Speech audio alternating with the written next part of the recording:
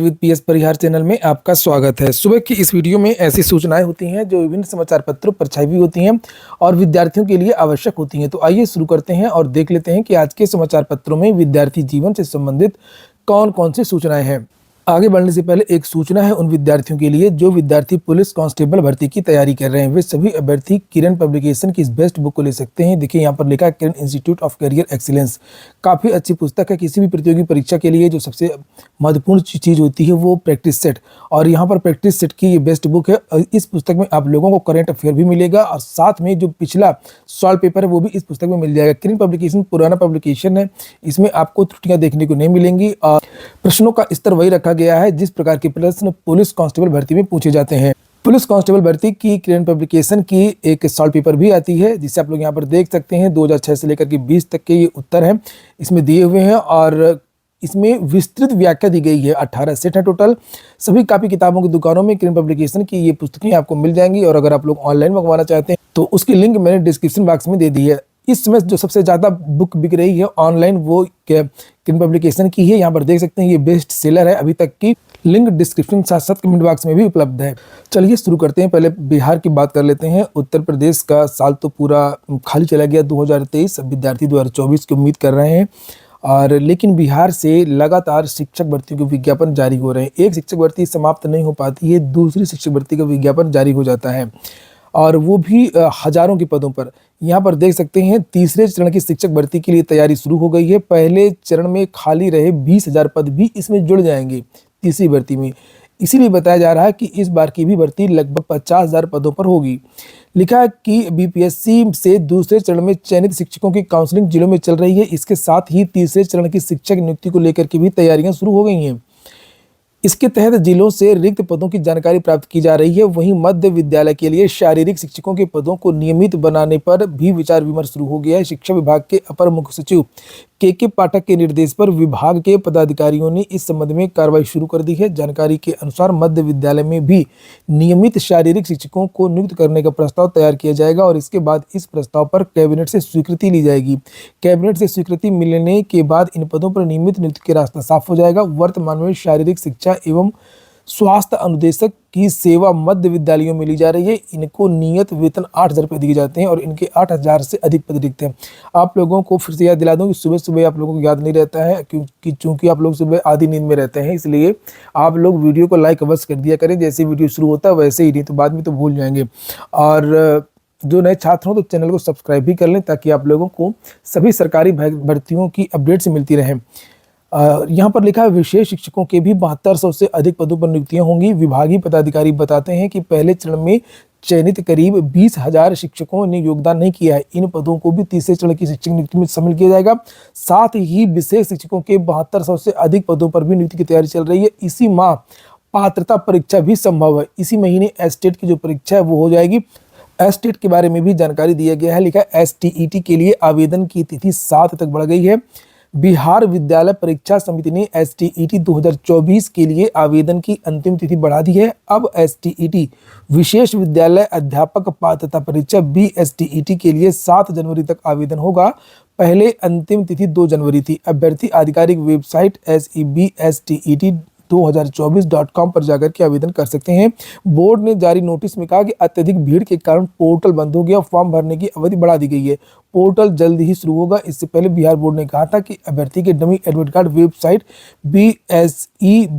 sebstet.com पर 6 जनवरी तक उपलब्ध रहेंगे। वहीं पर बिहार में DLED के लिए भी आवेदन हो रहे हैं और उसका पूरी जो समय सारणी है वो आप लोग यहाँ पर देख सकते हैं। नवनियुक्त 25,000 शिक्षक 13 को मुख्यमंत्री के हाथों पाएंगे नियुक्ति पत्र। बिहार लोक सेवा आयोग द्वारा दूसरे चरण में चयनित 25,000 शिक्षकों को गांधी मैदान में 13 जनवरी को नियुक्ति पत्र सौंपा जाएगा। अगली सूचना है उत्तर प्रदेश की। यहाँ पर देख सकते हैं शिक्षक भर्ती के इंतजार में बीता साल नहीं कई साल बीते और यहाँ पर लिखा है कि प्राइमरी से उच्च शिक्षा तक शिक्षक भर्ती के इंतजार में पिछला साल बीत गया। परिषदीय स्कूलों के साथ अशासकीय महाविद्यालयों और अशासकीय एवं राजकीय माध्यमिक विद्यालयों में कोई शिक्षक भर्ती नहीं हुई। अभ्यर्थियों को अब नए शिक्षा सेवा चयन आयोग से उम्मीद है जिसके गठन की प्रक्रिया इस साल फरवरी के पहले सप्ताह तक पूरी हो जाएगी। परिषदीय विद्यालयों में भी 5 साल से भर्ती नहीं हुई है।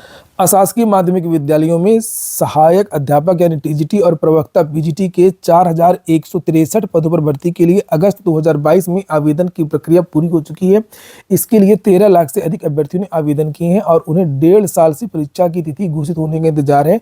इसी तरह अशासकीय महाविद्यालयों में विज्ञापन संख्या 51 के तहत असिस्टेंट प्रोफेसर के 1017 पदों पर भर्ती के लिए भी अगस्त 2022 में आवेदन की प्रक्रिया पूरी हो चुकी थी और इसके लिए 1,14,000 अभ्यर्थियों ने आवेदन किए थे और अब ये विद्यार्थी भी इंतजार कर रहे हैं। नीचे लिखा कि नए आयोग के अध्यक्ष और सदस्यों की नियुक्ति के आवेदन की प्रक्रिया चल रही है। आवेदन जो 15 जनवरी तक पूरी होगी। इसके बाद आवेदनों की स्क्रीनिंग होगी और फिर अध्यक्ष सदस्यों के नाम तय किए जाएंगे। ऐसे में नया आयोग फरवरी के पहले के दूसरे सप्ताह तक सक्रिय हो सकता है। आयोग के सक्रिय होने के बाद ही लंबित परीक्षाओं पर निर्णय लिया जाएगा। वहीं पर कल विद्यार्थियों ने उत्तर प्रदेश लोक सेवा आयोग में धरना प्रदर्शन किया था। इसके बारे में भी मैंने आप लोगों को जानकारी दी थी। लिखा है LT ग्रेड शिक्षक भर्ती के लिए धरना। शिक्षक भर्तियों का बहुत खराब हाल है उत्तर प्रदेश में, चाहे वो राजकीय विद्यालयों की भर्तियां हों, चाहे वो महाविद्यालयों की भर्तियां हों या प्राथमिक।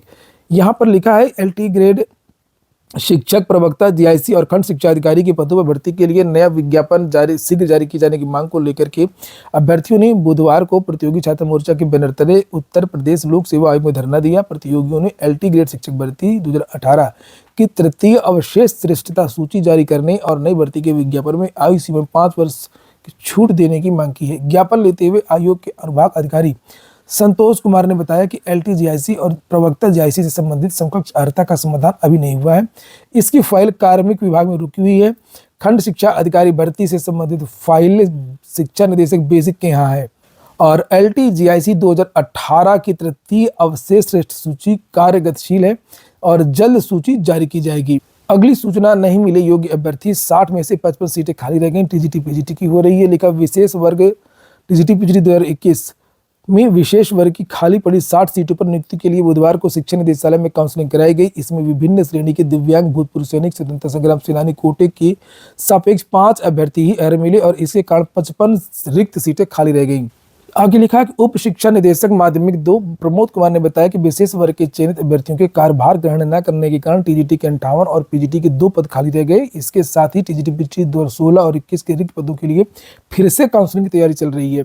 सिपाही भर्ती के लिए खिलाड़ियों को आयु सीमा में छूट दी गई है। इसके बारे में मैंने कल वीडियो बनाया था। जो खिलाड़ी कोटे की एक वैकेंसी आई थी उसमें भी 5 साल की छूट दे दी गई है अधिकतम आयु में और न्यूनतम आयु में 2 वर्ष की छूट दी गई है। आवेदन की तिथि भी बढ़ा दी गई है। अब विद्यार्थी 15 जनवरी तक आवेदन कर सकते हैं। पुलिस भर्ती परीक्षा की तैयारियां जोरों पर चल रही हैं। लगातार मीटिंगें को दौर जारी है।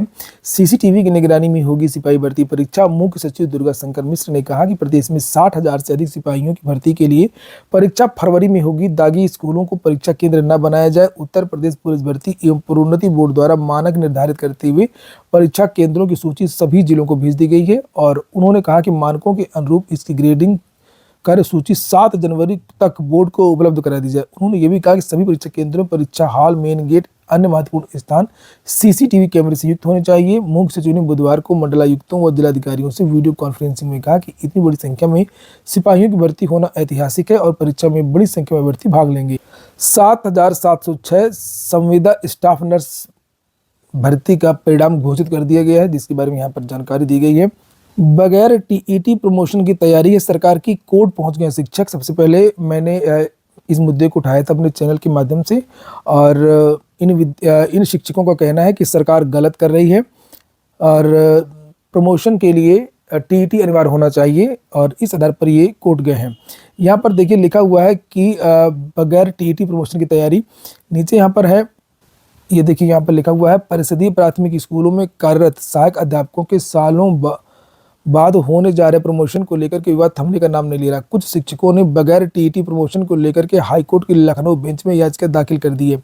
TET के आधार पर प्रमोशन की मांग कर रहे शिक्षकों का कहना है कि राष्ट्रीय अध्यापक शिक्षा परिषद NCTE की 12 नवंबर 2014 की अधिसूचना के अनुसार सहायक अध्यापकों का प्राथमिक स्कूलों में प्रधानाध्यापक पद पर प्रमोशन करने के लिए प्राथमिक स्तर का शिक्षक पात्रता परीक्षा TET अनिवार्य। मैंने इसके बारे में कल वीडियो भी बनाया था और आप लोगों को जानकारी दी थी। इस केस की सुनवाई 5 तारीख को ही होनी है। 5 तारीख की डेट लग गई है और कल सुनवाई होगी। लिखा है नीचे कि जब बेसिक शिक्षा परिषद के अफसरों ने हाईकोर्ट में हलफनामा दिया है कि प्रमोशन में समय समय पर जारी NCTE गाइडलाइन का पालन किया जा रहा है। और इस संबंध में कई याचिकाएं पड़ रही हैं। और यहाँ पर देखिए लिखा है कि प्रदेश के सभी 75 जिलों में टीटी अनिवार्यता की अनदेखी की जा रही है, सीधे प्रमोशन किया जा रहा है सबका। एडेड जूनियर भर्ती के बेरोजगार भी धरना प्रदर्शन करेंगे। लिखा है प्रदेश के 3049 सहायता प्राप्त जूनियर हाई स्कूलों में 1894 पदों पर भर्ती की मांग को लेकर के अभ्यर्थी 8 जनवरी को परीक्षा नियामक प्राधिकारी कार्यालय एलनगंज पर धरना प्रदर्शन करेंगे। अभ्यर्थियों का कहना है कि प्रभावी पैरवी न होने के कारण भर्ती में देरी हो रही है। इसी महीने इसकी चूंकि सुनवाई होनी है, विद्यार्थी चाहते हैं कि ये पीएनपी उचित पैरवी करे ताकि इस भर्ती का जल्द से जल्द निराकरण हो सके। अगली जो सूचना लोक सेवा आयोग से एक विज्ञप्ति जारी हुई है। एक भर्ती का विज्ञापन है, प्रतिनियुक्ति पर यह भर्ती होगी, सिस्टम एनालिस्ट, जिसे आप लोग यहाँ पर देख सकते हैं। 12,460 की भी एक विज्ञप्ति छप गई है और जिसमें जो काउंसलिंग वगैरह होनी है उसका जो विवरण है उसके बारे में जानकारी दी गई है। लिखा है कि सहायक अध्यापक भर्ती प्रक्रिया में शैक्षिक अभिलेखों या डॉक्यूमेंट वेरिफिकेशन की परीक्षण एवं काउंसलिंग की कार्रवाई दिनांक 5 जनवरी को जनपद स्तर पर आयोजित की जा रही है, जिसके संबंध में समय सारणी विस्तृत निर्देश वेबसाइट पर दिनांक 4 जनवरी से उपलब्ध रहेगा आज से। आज की वीडियो में इतना ही। पूरा वीडियो सुनने के लिए बहुत बहुत धन्यवाद।